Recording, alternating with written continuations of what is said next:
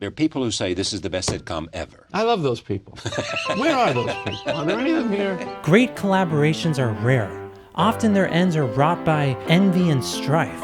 Yet there are those rare moments in time where two people just seem to fit perfectly together. Let's discover the secret to one of the most successful, healthy, dramaless, and hilarious collaborations in the history of entertainment. And of course, I'm talking about none other than Mr. Jerry Seinfeld and Larry David. Some say this was the perfect marriage, you and Larry David. A magical relationship. Mm-hmm. It was. Different sensibilities. Mm-hmm. But not different comedic sensibilities. If any idea could pass through both of our filters, it would work. If I thought it's funny and he thought it was funny, it almost always was funny. And what if he thought it was funny and you didn't? You didn't go with it? It would depend. You know, in a partnership, you give and take. But we had some kind of filtering system. The root of all of this success is not due to one man's genius. It's due to successful collaboration. Collaboration is the key. Without collaboration, there is no Seinfeld. We wouldn't know his name. We wouldn't know the show. It's all due to the fact that, of course, the core collaboration coming from Larry David and Jerry Seinfeld, but of course also the ensemble of actors, the producers, the studio network, right? All of these elements coming into play to create what we know as a singular entity, the show Seinfeld. And we're going to dive deep into specifically Larry and Jerry's collaboration and just unpack what are the core elements that led to such a success, and how can you incorporate it into your creative process and your creative projects. I'm just so excited to dive into this. So just join with me and let's explore this amazing, interesting, and funny topic. I'd been doing comedy 15 years, 16 years. I wasn't going anywhere. You know, this is it. I got 45 minutes of observations about planes and cough syrup, and that's it. I get away with that. I make a living. And I thought, even if I ever did manage to get on TV, I'm not the kind of guy people get excited about, you know? I just do I'm like a good carpenter, you know? I do nice, detailed work. You know, to me, Robin Williams, that's a star. You know, I just didn't think of myself as that kind of guy. How did Jerry Seinfeld, who according to himself was just another comedian, catapult into complete stardom and become one of the highest paid actors in entertainment history? Well, one of the major reasons is thanks to the collaborative genius between him and co-writer Larry David on the 1990s sitcom Seinfeld. The creation of Seinfeld. Is that a question? Yeah, it's a question. Did happen? Larry come to you, or did you go to Larry? I didn't go to him as much as I kind of turned in the bar at Catch a Rising Star and said, hey, I had a meeting the other day with the NBC. They were interested in me doing some kind of show. He says, what kind of show? I go, I don't know. He says, what? I have no ideas. Yeah. He says, you want to get something to eat? I go, yeah. So we go across the street to the Korean deli on 1st Avenue and 78th. We went to this grocery store, this Korean grocery store, and this is before we even got the idea of the show. And we're wandering around the deli. You know those delis where they got all kinds of stuff in there. Right. And we just started talking about the cereal brands and everything in the store. Sometimes there's weird stuff, you know, there's like no labels, just big Newtons wrapped up in cellophane with nothing, no identification. You know where it came from? You just go, yeah, I'll take a shot on that. Right. So we start making fun of the products. And I actually said, this is the show. This is the kind of dialogue that we should have on the show. And he says to me, this is what the show should be. Right. Because this is the kind of dialogue that, we never heard. I go, what? He says, just two comedians talking. Because this is what comedians do. Yeah. They wander around during the day with nothing to do and make fun of everything that they see. He said, we should do a show with just two comedians walking down the street making fun of everything. Okay, so now that we have a basic understanding of how the show came about and how Larry and Jerry both collaborated and helped each other come up with the concept of the show, which is just a hint into how they work with each other, let's kind of dive deep into the three main cores of how they collaborated so successfully. The first point is trust. Without trust, forget it. It doesn't matter if you apply everything else in this video. Your collaboration, your relationship is invalid. It's not going to work. It's dysfunctional. You have to be able to establish trust. So first, of course, that's just a introspective thing. Am I a trustworthy person? Am I a man of my word or woman of my word? Can I hold a promise and keep it? And so basic integrity, of course, is involved. But how did Larry and Jerry trust each other? If any idea could pass through both of our filters, it would work. If I thought it's funny and he thought it was funny, it almost always was funny. And what if he thought it was funny and you didn't? You didn't go with it? It would depend. You know, in a partnership, you give and take. But we had some kind of filtering system. I don't know if any of you have experienced a partnership where there is no trust, but without trust, your relationship, your partnership, collaboration is basically worthless. It's pointless. It's going to fail. It's not going to work out. You know, in a partnership, you give and take. I just love how Jerry talks about in this clip how he and Larry, when they handle disagreements or differences, let's say, how they deal with it. One of the cool things about Jerry, and if you watch, like even his documentary Comedian from the early 2000s, it's on Netflix. It just follows him around as he writes and creates a new stand-up special. It's fascinating if you're interested in stand-up comedy and how comedians come up with material. With that and just all the interviews I've watched with Jerry, and even in the show, you see there's an element of him that's like, you know, that's a shame. That's a shame. You know, he has a passive quality to him that's almost apathetic. I'm sure that could cause problems personally, but one of the cool things about that is it allows him to be kind of impartial and not personal about anything. And that's like one of the biggest things you're going to see through all these clips. Like, Jerry does not take things personally. Maybe Larry does because he's a little more neurotic and he's a little more self-conscious. And that's fine because they balance each other in that way. But Jerry really is a highly technical artist, and everything that he does is for the sake of comedy and for the sake of excellence. So that's just a mentality that we need to apply. You know, in a partnership, you give and take. So yeah, according to Jerry, in a partnership, you have to be willing to give and take. You have to be willing to let, as Orson Welles said, your babies die. And that's like a really graphic way to say, you have to let those things that are really precious to you that you think you have to hold on to for your art to be successful. You have to be willing to let them go and let them die. Because once you do that, you're opening up new space to move forward into new territory. The more you hold on to, like the monkey trap that's grabbing onto the treat and they can't get their hand out of the trap and they're stuck, you have to be willing to let go sometimes or else you'll end up stuck. But my last point in regards to trust is that you have to trust not only the person on a personal level and in terms of their integrity, you have to be willing to say, you know, this person knows what they're doing. They are talented, they are gifted, and they're smart. And you have to have that respect for them. Sometimes there is an imbalance and you're going to be working with someone that isn't at your level. And if they're not, you really need to think about it. Is this the right collaboration? Do I need to keep looking for someone else? Because even though it may hurt, sometimes people are just at different levels, and that's part of life and that's part of growth. So sometimes you're going to grow out of collaborations. Another reason why this is so important is because it avoids jealousy and envy. And those two things, I think, are the number one killer of collaboration, at least in my personal experience. Comment below if there's another negative thing that you think was key to the failure of your past collaborations, so you could share some wisdom. But for me, I know that it was envy and jealousy. Those kinds of things create bickering, and they create resentment and just all sorts of negative things that eventually just eat up the relationship. And you have to be careful with that. All of these points, especially with trust, they just totally make me think of another just amazing collaboration in history, which is Paul McCartney and John Lennon.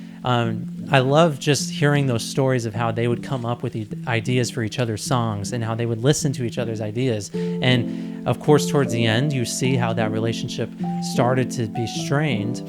But there was such, even after they broke up, there was such a high level of respect artistically for one another. And if you don't have that, do you really have a collaboration that's worth pursuing?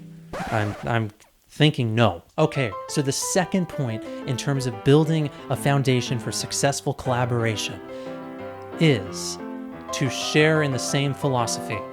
Larry David and Jerry Seinfeld shared in the same creative, comedic, even philosophical ideas. They were on the same level. They agreed with each other about how the world worked. It's like that Bible verse, don't be unequally yoked. If you're going to be in a collaboration with someone, make sure you both have the same or similar philosophies in the areas that are important for your collaboration.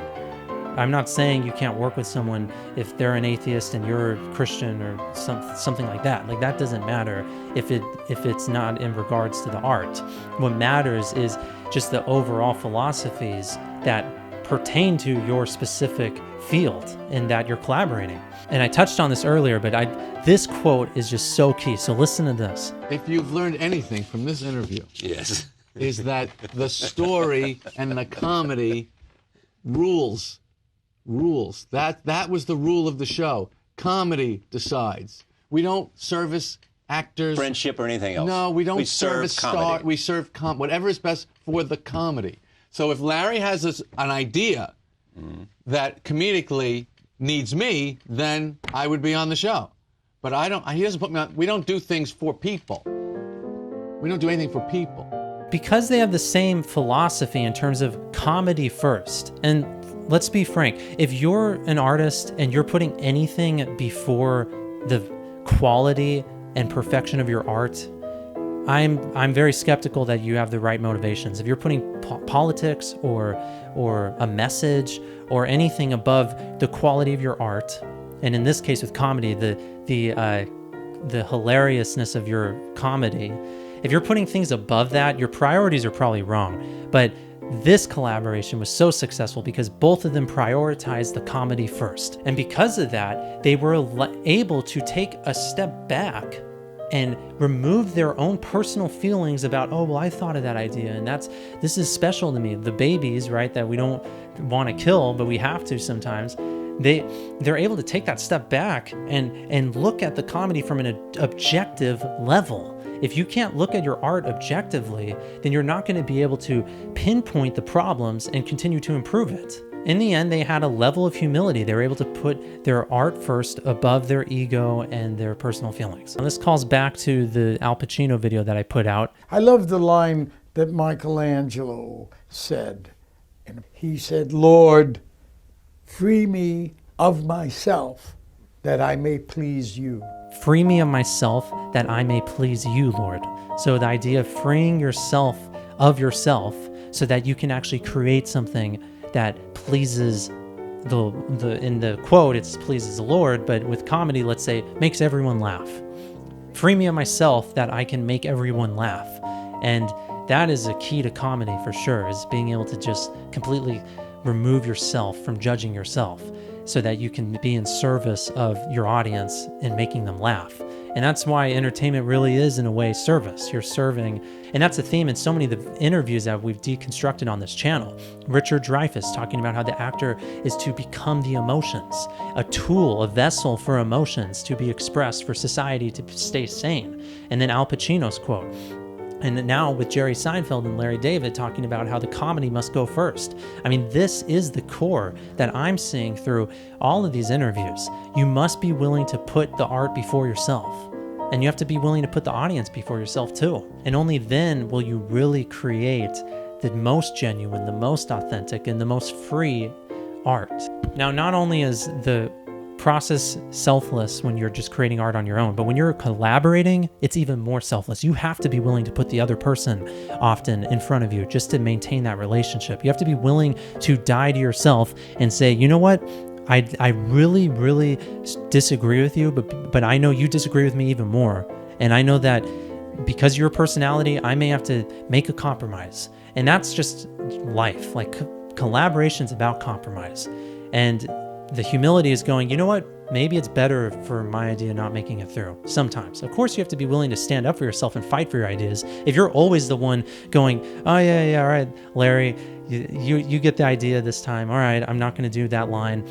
If you're always doing that, there's a problem, and maybe you're in an abusive collaboration, which would be bad. So keep your eye out. There's a balance, and that's going to be up to you to decide. And lastly, with principles and philosophy, because this point is all about sharing principles and philosophy, is they had a similar style. I don't want to overlook this because I'm talking about really big picture stuff, but let's talk about the nitty gritty of creating something. If you're into thrillers and suspense and horror, and the other person's into romantic comedies, comedy, and things in that vein, and you're trying to combine your ideas, it's possible that you have completely different philosophies about life. Now, of course, that can lead to some interesting contrast and an interesting dynamic, but often that can lead to a conflict, and you're both going to be on different thinking plane. I don't know if you've ever collaborated with someone that's just on a different wavelength than you, but I know I have, and it's interesting how pretty early on you're like, you know, I'm not syncing with this person. And maybe they're just a good friend, a good person to get feedback from because they have a totally different perspective, and that's great. Keep that relationship going. But in terms of collaborating, I don't know. This probably won't work, right? So that's just a compromise. That's something to look out for in terms of, do you have a similar style? And when we look at Larry David and Jerry Seinfeld, when they collaborated on the show, they had such a similar style, and they came from similar places in New York, and they just had a similar perspective on the world. Good is not funny. Good is not funny. It's just not funny. But the bad thoughts are funny because they're unexpressed. So they just wrote episodes where Susan, George's girlfriend, just dies. Stuff like that, like messed up stuff. They thought that was funny. I'm sure there are a lot of people that would be like, oh, that's too far. That's not funny, right? They had a similar philosophy. Irritation is funny. You know, the neurotic things of life. Like all of these things helped create the show. And if they didn't sync up on those things, there probably would not be a Seinfeld, or at least they wouldn't have been working together on it. Well, tell me how you and Larry are different in terms of writing. Is he more absurd or you more absurd? I think we would take different positions. Here's where we're the same. We both love to kill it.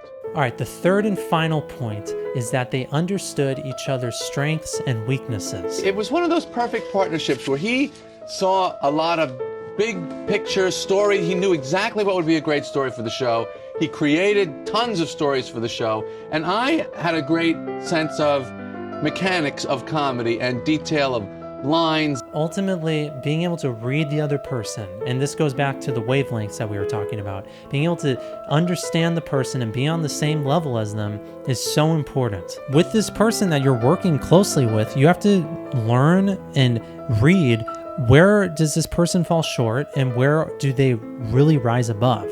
And are these shortcomings and these strengths things that I complement? If you both have the same strengths and the same weaknesses, that may be a struggle because you're not going to be able to fill each other's gaps. And that's the first point that I want to touch on. Larry David and Jerry Seinfeld filled each other's gaps. I'm thinking of Rocky when he tells Adrian, you know, you're shy and I'm dumb. We fill gaps, right? So filling gaps, you got to fill gaps. I mean, I never get tired of, why is that funny? I never get tired of talking about it or analyzing it, and I'm very scientific about it. Jerry excelled with punchlines, with specific lines, with jokes, with words. He's a detailed kind of person. When he constructs even a stand-up comedy, he's very particular and very detailed. He's the little nitty-gritties of the episode, of the script. He's dissecting it and finding out what really works. Then we get Larry David, who's much more chaotic, I want to say. I mean, look at Curb Your Enthusiasm versus Seinfeld. One is completely improvised and all over the map and kind of insane. I mean, it's a good show, but it's crazy. And then the other is very meticulously constructed. One of them's got Jerry's name on it, and one of them stars Larry David. You could see their personalities differ. He's a big picture, plot kind of person. He's the storyline. He thinks of big ideas. I have no ideas. I never have any ideas. I don't know how I do these things. I have no ideas. Did you actually say that? I have no ideas. I don't know. I have no idea. They just want me to... The ideas, we killed ourselves for the ideas. I didn't contribute very many ideas over the years. And can I just note with Jerry's quote here, like, that's so cool that he's able to even recognize that Larry is the one who came up with, like, basically all the ideas. Like, he doesn't feel the need to say, oh, it's my show, so I came up with all of that. No, he doesn't feel that need. That's so cool. Larry also, with specifics, he came up with combining plot lines in Seinfeld. And then once I got 4 stories going and I was juggling the 4 stories, I somehow saw ways and it's divine intervention a lot. You know, that I could get them all together somehow, and it feels like if you're working with really good ideas, that somehow they'll find a way to say hello. You know. Felt like divine intervention. It felt like this stroke of genius when he finally realized he could connect all those plots in that episode. I mean, it's so cool, that process of creation, especially when you have two people, because now you have two people innovating and two people pushing each other for greatness. If it's just one person, it could be harder. And that Larry came up with that, and of course, they're Jerry and Larry's favorite examples with the marine biologist, how the golf ball ends up being the thing that stops the whale from breathing and must be rescued by George, right? So you connect these totally irrelevant, totally incongruent plot lines. You're putting them into one finale, one image, George holding up a golf ball. And that just perfectly exemplifies this synchronization of all these crazy ideas. And I can see how I mean, this is the best example of their differences between Jerry and Larry. Larry thought of that. Without Larry, there wouldn't be that element of the show probably. Jerry quoted that Larry's the kind of guy that funny things happen to. And the reason I want to bring this up at the end is just almost as a bonus point, is find someone that has different experiences than you and a different perspective. Someone who, let's say you grew up in the suburbs, you know, and you had a nice family life, and maybe you should collaborate with someone that grew up in poverty and in a different culture, and let's just say maybe their parents aren't together. Like, find that opposite. Find someone who has different experiences. Now, Larry and Jerry had pretty similar lifestyles, it seems like, growing up. They're both Jewish. They both grew up in New York. All of that. They both like the same comedians. But this is just interesting how Jerry pointed out that Larry's had all these interesting experiences. Like, even the character of Kramer is like a real roommate, or a real neighbor that Larry had. Like, he based Kramer off of a real person. So find that person that just fills those gaps. Like where Jerry was not the idea guy, and he didn't have as many funny, interesting things within his own life. He went and found somebody that could come up with story ideas, and interesting things happen to. So try to look for someone who fills your gaps. And with those elements, I mean, you're going to have a pretty successful collaboration. Take me to back when you decided to end Seinfeld. Yes. You decided? Because Larry had already left 2 years earlier. Larry had left 2 years early, yeah. Now, how was it different when he left? It was very different. I mean, I didn't know if I could continue the show. I really was pretty scared about it.